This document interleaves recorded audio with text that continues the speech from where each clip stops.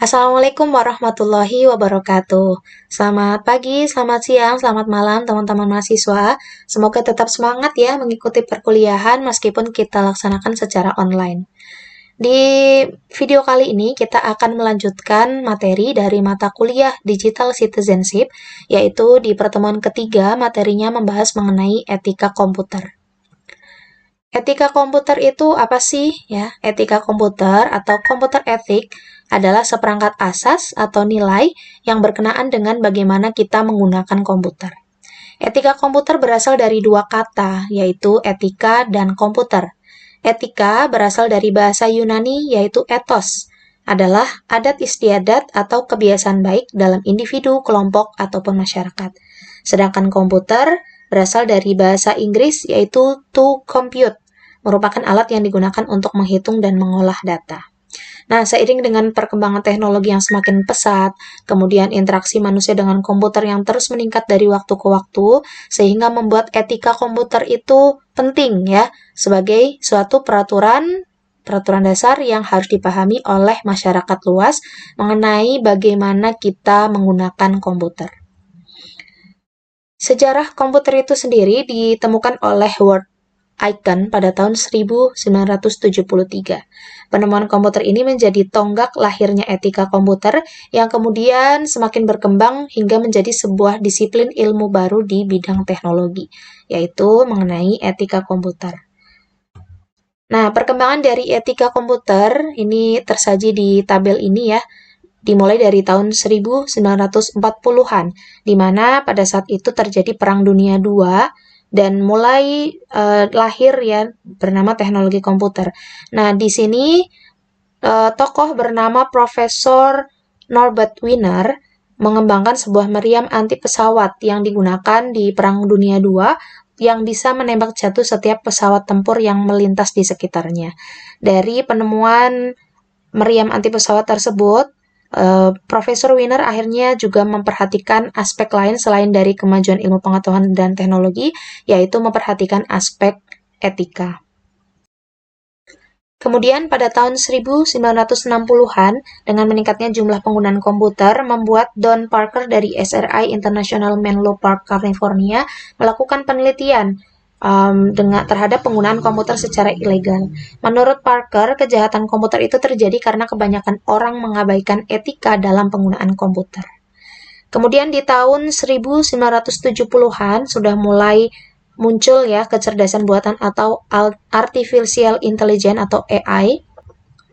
Salah satunya muncul aplikasi bernama Eliza, di mana aplikasi ini atau program ini adalah program psikoterapi yang diciptakan oleh Joseph Weizenbaum dan mengundang banyak kontroversi karena Weizenbaum melakukan komputerisasi psikoterapi dalam bidang kedokteran. Kemudian di tahun 1970-an ini juga muncul istilah etika komputer yang digunakan oleh Walter Manner untuk menanggapi permasalahan yang ditimbulkan atas pemakaian komputer pada waktu itu. Kemudian di tahun 1980-an, James Moore ini menuliskan artikel ya dengan judul What is Computer Ethics yang ditulis pada tahun 1985. Di artikel ini mulai membawa atau membahas mengenai etika komputer sebagai suatu disiplin ilmu. Kemudian di tahun 1990-an sampai dengan sekarang, berbagai conference, riset, jurnal, artikel, dan buku mengenai etika komputer itu terus berkembang, sehingga masyarakat juga semakin menyadari pentingnya etika dalam penggunaan komputer. Juga muncul peraturan dan undang-undang mengenai kejahatan komputer, termasuk perkembangan yang cukup pentingnya yaitu kepeloporan Simon Rogers ya, yang mendirikan Center of Computing and Social Responsibility. Nah, bagaimana etika komputer di Indonesia? Ya, Indonesia itu sendiri sebagai salah satu negara dengan penggunaan komputer yang terbesar di dunia, sehingga penerapan etika komputer dalam masyarakat juga sangat dibutuhkan. Nah, dalam penggunaan etika komputer, dasar pemikiran di Indonesia ini kurang lebih sama dengan negara-negara lain ya, sesuai dengan sejarah etika komputer yang ada. Dan untuk pengenalan teknologi komputer itu juga sudah mulai dikenalkan mulai dari anak-anak, siswa usia SD sampai dengan pelajar dan mahasiswa, bahkan karyawan ya, kita sudah dituntut untuk bisa menguasai teknologi minimal program-program komputer dasar seperti Microsoft Office. Kemudian, terdapat banyak isu-isu ya dalam etika komputer. Isu yang pertama yaitu kejahatan komputer atau computer crime, di mana kejahatan ini itu ditimbulkan karena penggunaan komputer secara ilegal. Beberapa jenis kejahatan komputer itu antara lain denial of service, yaitu melumpuhkan layanan dari sebuah sistem komputer. Kemudian penyebaran virus, spam, carding, dan lain-lain. Kemudian isu yang berikutnya adalah e-commerce ya, di mana perdagangan itu sudah dilakukan dengan menggunakan media internet. Kemudian dari kegiatan perdagangan melalui internet ini juga menimbulkan permasalahan baru seperti perlindungan konsumen, permasalahan kontrak transaksi, manajemen pajak, kasus-kasus pemalsuan tanda tangan digital, dan lain-lain. Sehingga menjadi isu yang disoroti juga terkait e-commerce ini. Kemudian isu berikutnya adalah pelanggaran haki atau hak atas kekayaan intelektual. Ya, dengan mudahnya penggunaan internet, salah satu permasalahan yang muncul yaitu pelanggaran haki, seperti banyaknya pembajakan program komputer atau penjualan program ilegal atau pengunduhan aplikasi yang ilegal ya, seperti yang sering kita temukan juga di e-commerce, aplikasi-aplikasi yang dijual dengan harga murah, yang tentunya kita tahu aplikasi tersebut adalah aplikasi ilegal atau aplikasi yang dibajak ya. Kemudian isu berikutnya adalah netiquette. Ya, seiring dengan tingginya tingkat pemakaian internet di dunia, melahirkan sebuah aturan baru di bidang internet yaitu netiquette. Netiquette itu sendiri adalah sebuah etika sebagai acuan dalam berkomunikasi menggunakan internet. Nah, standar ini ditetapkan oleh organisasi atau komunitas internasional yang bernama IETF atau The Internet Engineering Task Force, ya, di mana komunitas ini terdiri dari operator, perancang jaringan, dan peneliti yang terkait dengan pengoperasian internet. Kemudian isu yang terakhir adalah tanggung jawab profesi, di mana berkembangnya teknologi komputer ini membuka berbagai lapangan kerja ya yang berkaitan dengan teknologi komputer, seperti ada profesi programmer, teknisi mesin, desainer grafis, dan lain-lain. Nah, pekerja ini karena interaksinya sangat tinggi dalam penggunaan teknologi komputer dalam pekerjaannya, sehingga diperlukan pemahaman mendalam mengenai etika komputer dan tanggung jawab dari profesi masing-masing ya, sesuai dengan etika atau kode etik yang berlaku. Nah, selanjutnya etika dan kode etik. Cakupan etika yaitu berlaku untuk setiap individu yang berakal sehat sebagai rambu-rambu dalam individu tersebut dalam berperilaku di dalam masyarakat. Jadi berlaku untuk semua orang ya yang berakal sehat. Kemudian kalau kode etik itu sendiri berlaku untuk setiap orang yang bekerja dan atau berinteraksi menggunakan komputer dan jaringannya. Jadi lebih khusus untuk orang yang berinteraksi, dalam hal ini adalah interaksi menggunakan komputer atau jaringan. Pengertian etika, tadi sudah kita bahas bahwa etika atau etik itu berasal dari bahasa Yunani yaitu ethos, yang berarti karakter, watak, kesusilaan, atau adat istiadat dalam kebiasaan yang baik. Menurut KBBI, etika itu sendiri adalah ilmu tentang apa yang baik dan buruk, tentang hak dan kewajiban moral.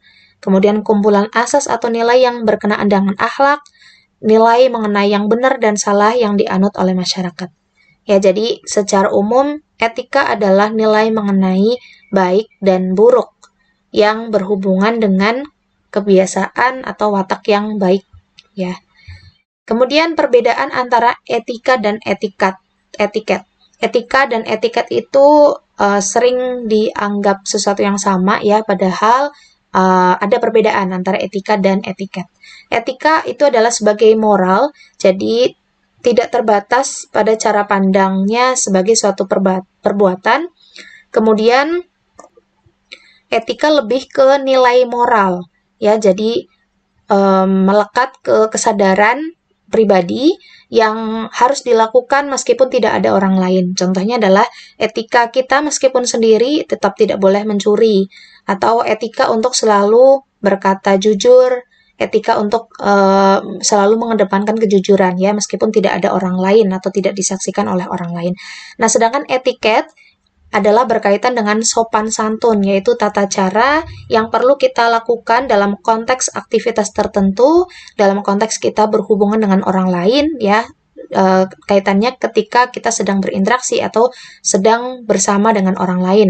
Ya, contohnya bagaimana kita sopan santun dalam berbicara, kemudian etiket ketika sedang antrian di ATM misalkan ya, etiket ketika kita makan, jangan sampai bersuara ataupun bersendawa di depan orang lain ya. Jadi kaitannya antara etika dan etiket, etika dilakukan meskipun sedang sendiri, sedangkan etiket ini berkaitan dengan apa yang kita lakukan ketika berhadapan dengan orang lain. Arti lain etiket ini juga bisa diartikan secari kertas yang ditempelkan pada botol atau kemasan ya. Ini pengertian lain dari etiket. Kemudian ada faktor-faktor yang mempengaruhi etika. Dalam hal ini adalah mempengaruhi pelanggaran etika ya secara khusus, yaitu kebutuhan individu. Ada orang yang melakukan pelanggaran etika karena kebutuhan individu, misalkan karena tuntutan ekonomi atau tuntutan gaya hidup, sehingga melakukan korupsi, melakukan suap, ya hal-hal seperti itu yang di luar dari konteks baik. Kemudian yang kedua, faktor lainnya adalah tidak ada pedoman, sehingga orang tidak mengetahui ada aturan yang berlaku, ataupun tidak ada prosedur-prosedur yang jelas, sehingga menyebabkan orang akhirnya melanggar etika. Kemudian kebiasaan individu ya berkaitan dengan kebiasaan buruk yang sering dilakukan oleh masing-masing individu yang akhirnya terbawa ke kehidupan sehari-hari. Kemudian faktor lainnya yang mempengaruhi pelanggaran etika adalah lingkungan yang tidak etis. Pengaruh dari lingkungan itu sangat besar ya, lingkungan yang buruk, tercemar, pergaulan yang buruk akhirnya mempengaruhi juga orang akhirnya melanggar etika. Kemudian yang terakhir adalah perilaku orang yang ditiru, berkaitan dengan kita melihat tingkah laku, gaya hidup dari orang-orang di sekeliling kita yang kemudian akhirnya membawa diri kita untuk mengikuti tingkah laku tersebut.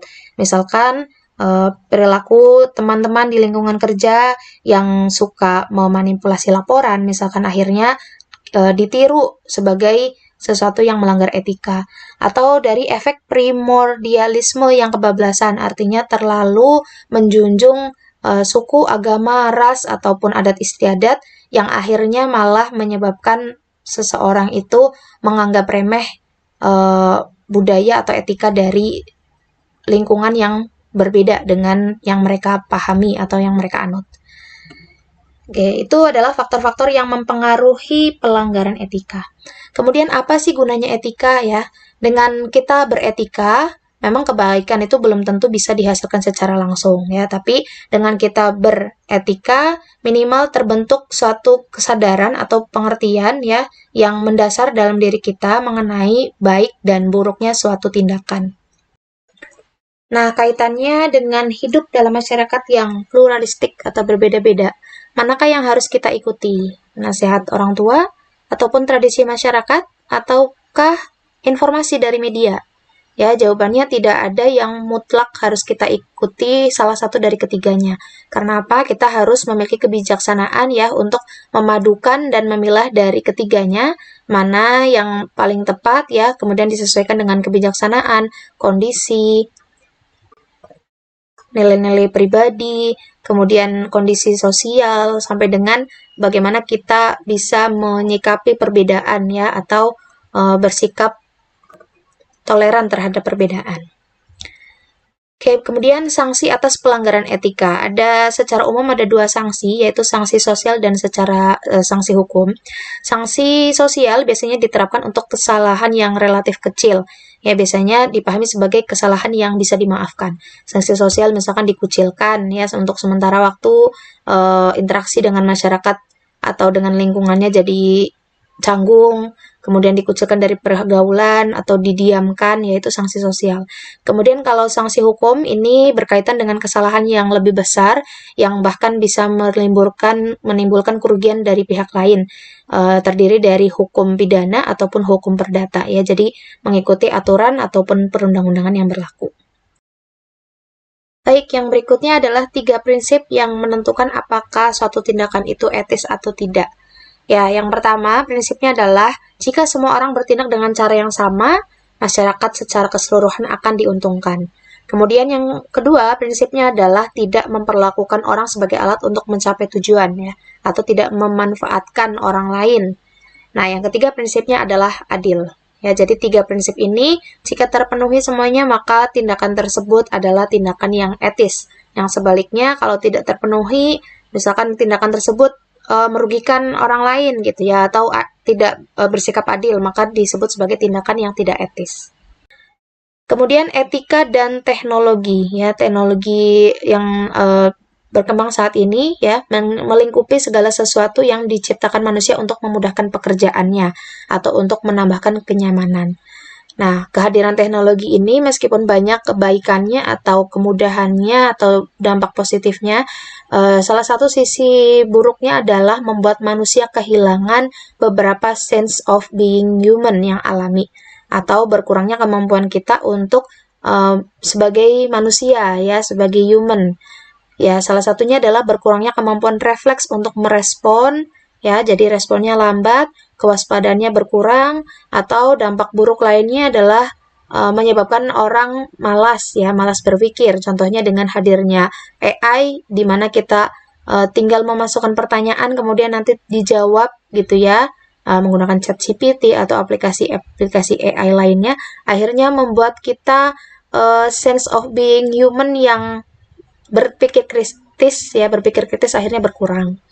Kemudian kebiasaan atau kekurangan lainnya yang ditimbulkan dari teknologi yaitu mengurangi kemampuan berkomunikasi, komunikasi lisan ya, mungkin karena sudah banyak aplikasi yang memudahkan komunikasi menggunakan email, surat, chatting.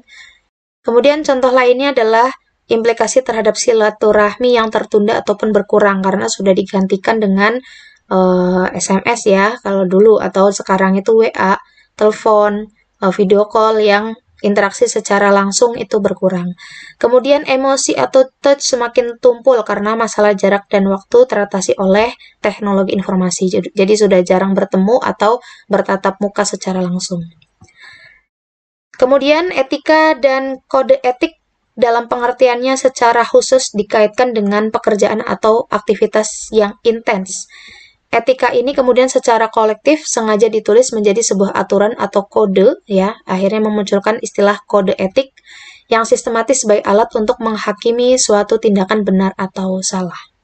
Kode etik ini juga seringkali berkaitan dengan profesi, ya.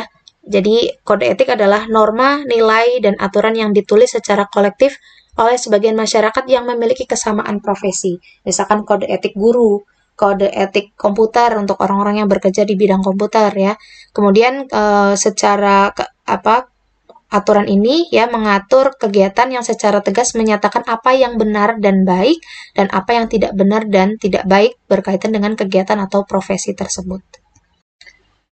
Nah, setelah ini silakan masing-masing mahasiswa diminta untuk berbagi ide ya, atau sharing pengalaman ataupun diskusi ataupun berbagi tentang kasus-kasus yang terjadi saat ini berkaitan dengan etika dan kode etik dalam penggunaan komputer dan internet.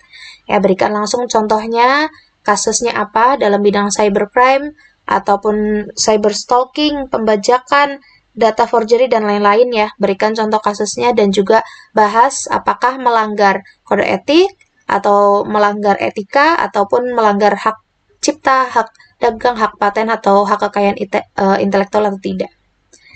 Nah, selanjutnya kejahatan komputer ya. Di sini dituliskan ada 2 istilah yang merupakan contoh perilaku kriminal menggunakan komputer, yaitu ada cyber stalking dan cyber mirroring. Cyber stalking ini meliputi penggunaan internet, email ataupun chatroom untuk mengganggu orang lain atau melakukan teror ya. Stalking termasuk di sini memata-matai, membuat ancaman, mencuri identitas, perusakan data dan peralatan, dan lain-lain.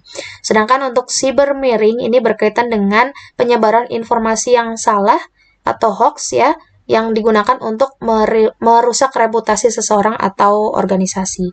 Jadi merusak nama baik atau reputasi orang lain atau organisasi.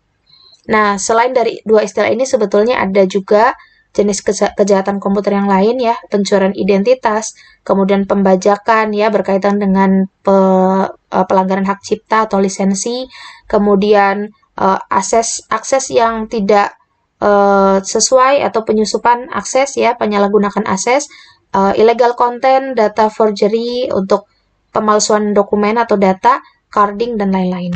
Jadi banyak sekali jenis-jenis dari kejahatan komputer. Nah, ini adalah contoh dari kasus kejahatan komputer yang berdampak besar.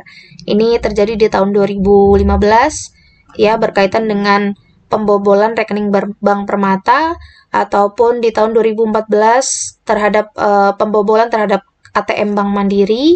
Kemudian di tahun 2013 pemakaian kartu kredit oleh pencuri data. Ini sudah lewat ya tahunnya di tahun 2013, 2014, 2015. Nah, banyak sekali berita-berita kejahatan komputer yang bisa kita temukan di internet ya ataupun di media. Yang kurang lebih ini salah satu yang terbaru terjadi di akhir September 2025 kemarin. Terungkap ya ada 204 miliar dari rekening dorman yang dibobol. Nah, di mana tersangkanya itu juga ternyata adalah tersangka yang melakukan pembunuhan terhadap kepala cabang Bank BRI di Cempaka Putih waktu itu. Ya, ini ada beritanya, teman-teman bisa membaca di media-media yang ada di internet. Kemudian ada juga ini di bulan Oktober baru kemarin ya terkait dengan pembobolan RDN BCA sebanyak 70 miliar.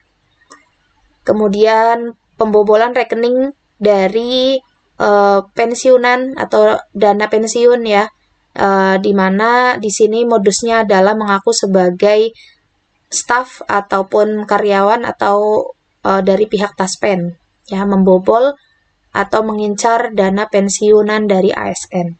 Kemudian penipuan kartu kredit di Jawa Barat merugikan nasabah sebanyak 2 miliar. Ini berita di tahun 2024. Kemudian ada juga sindikat pembobolan kartu kredit atau carding ya dengan modus meminta kode OTP. Itu adalah contoh-contoh banyaknya kasus kejahatan ya yang terjadi khususnya di Indonesia yang menggunakan komputer sebagai media untuk melakukan kejahatan. Nah, kejahatan komputer ini sendiri sebenarnya ada beberapa level ya dari canggih atau tidaknya kejahatan komputer dilihat dari modus pelaksanaan kejahatan. Yang pertama, cara yang tidak canggih yaitu dengan mengintip atau mencuri password atau PIN secara fisik. Misalkan memanfaatkan phishing ya untuk bisa mengakses password atau PIN dari si pengguna. Kemudian cara canggih dilakukan pelaku dengan meretas level aplikasi. Kemudian yang lebih canggih lagi dilakukan pelaku dengan meretas level aplikasi dan level jaringan sekaligus. Atau cara yang paling canggih bisa dilakukan dengan mencuri raw data mentah bit 1 dan 0 dari akses fisik pada physical and data link dan menganalisis pada ranah bahasa mesin. Ini yang sudah paling canggih ya. Jadi semakin pintar dan berkembangnya teknologi semakin membuat orang pintar dalam mengembangkan modus-modus kejahatan baru ya yang tentu saja tidak boleh kita ikuti. Nah, setelah ini teman-teman bisa mengerjakan latihan soal dan berdiskusi di grup ya berkaitan dengan tadi contoh dari etika dan kode etik. Silakan dituliskan di grup sharing dari masing-masing mahasiswa mengenai etika dan kode etik dalam menggunakan komputer.